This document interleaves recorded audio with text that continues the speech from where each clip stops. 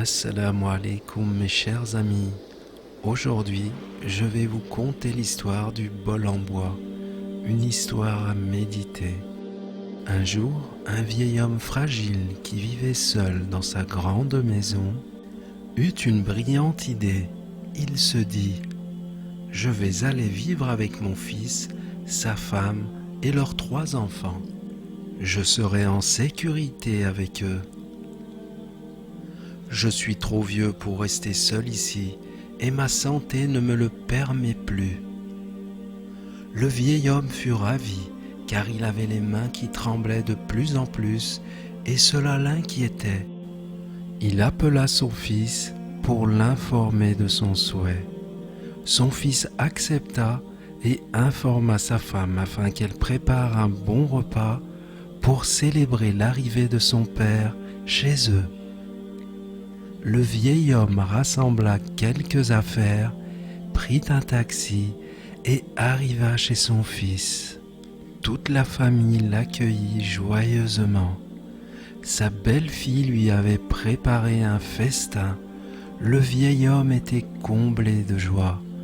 Mais une fois à table, la main du vieil homme tremblait tellement que toute la famille s'arrêta de manger.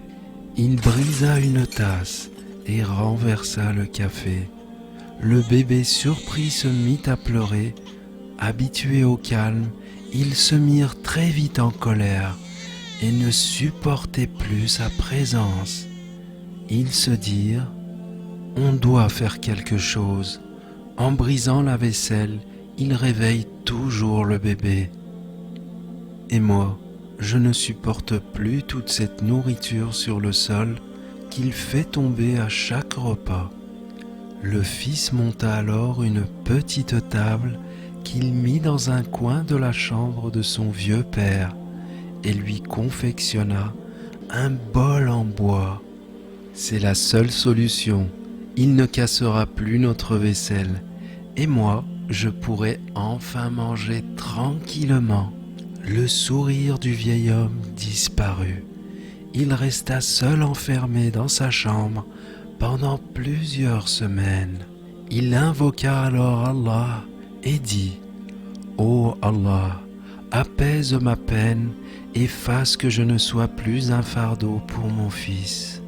Chaque soir, il attendait la visite de son petit-fils.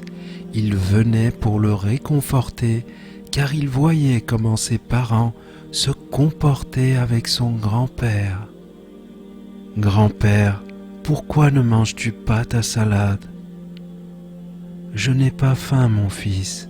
Je te remercie de prendre de mes nouvelles.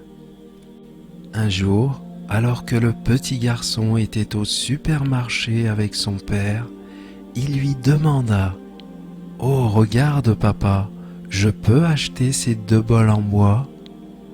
Mais que veux-tu faire avec ces 2 bols?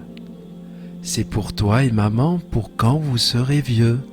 Le père, surpris par la réaction de son fils, resta sans voix et quelques larmes coulèrent sur sa joue. De retour chez lui, il en informa sa femme et se dirigea vers la chambre de son père. Assalamu alaikum, comment vas-tu, père? Je suis vraiment désolé de mon comportement. Oh mon fils, ne sois pas désolé, c'est moi qui le suis. Je te fais honte devant ta famille et je suis un fardeau. Ne dis pas ça, père, tu ne seras jamais un fardeau. C'est pour moi une chance de pouvoir prendre soin de toi. Tu es malade et je dois prendre soin de toi, comme quand tu prenais soin de moi. Alhamdulillah, Allah a entendu mes prières. Je te pardonne, mon fils. Barakallahu fik, père. Viens avec moi, nous allons dîner en famille. Puis ils descendirent ensemble dans le salon familial. Toute la famille était heureuse et le petit-fils dit: ô grand-père, tu vas manger avec nous ce soir? Le papa répondit, oui, et tous les soirs, Inch'Allah.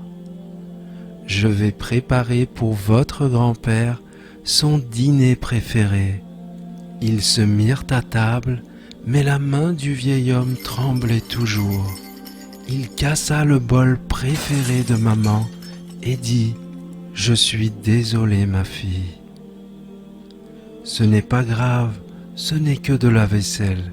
Vous êtes beaucoup plus important. » Son fils ramassa le bol cassé et ils continuèrent le repas tous ensemble. La morale de cette histoire: la bonté envers les parents est d'une grande importance.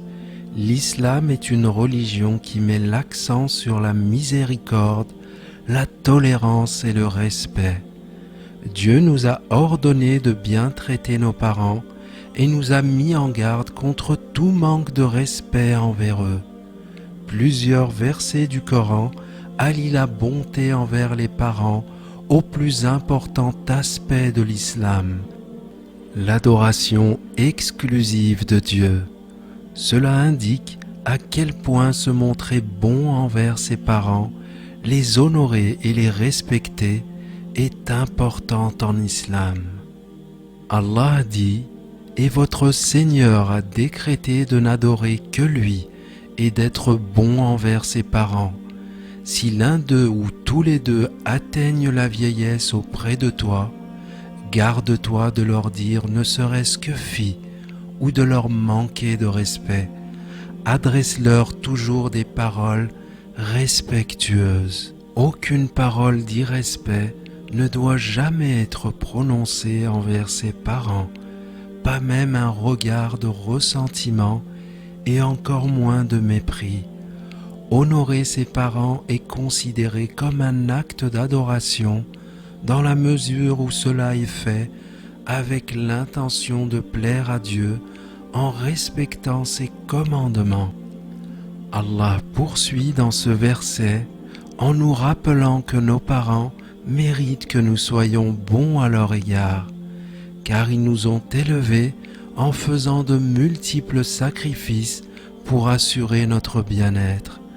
L'utilisation du mot « elle » évoque l'image de la maman oiseau protégeant tendrement ses petits et rappelle la douceur qu'ont la plupart des parents envers leurs enfants. Allah dit: et par miséricorde, baisse pour eux l'aile de l'humilité, témoigne-leur ta tendresse et dis: ô mon Seigneur, sois miséricordieux envers eux, car ils m'ont élevé lorsque j'étais petit. L'amour et la miséricorde qui émanent du tout miséricordieux se manifestent aussi dans la bonté qui existe entre les parents et leurs enfants. Dieu nous interdit formellement de nous montrer rudes envers nos parents. Il faut savoir que la jeunesse n'est pas éternelle et qu'un jour peut-être, nous aussi nous serons de vieilles personnes. Nous aurons besoin du soutien et de l'amour de nos proches. Alors n'oublions pas, comme nous faisons aujourd'hui avec nos parents, nos enfants feront de même pour nous quand nous vieillirons. Qu'Allah nous guide et nous aide à avoir le meilleur des comportements avec nos chers et tendres parents. Merci de m'avoir écouté, mes chers amis. Je vous dis à très bientôt, Inch'Allah, pour une nouvelle histoire à méditer sur Dinu TV.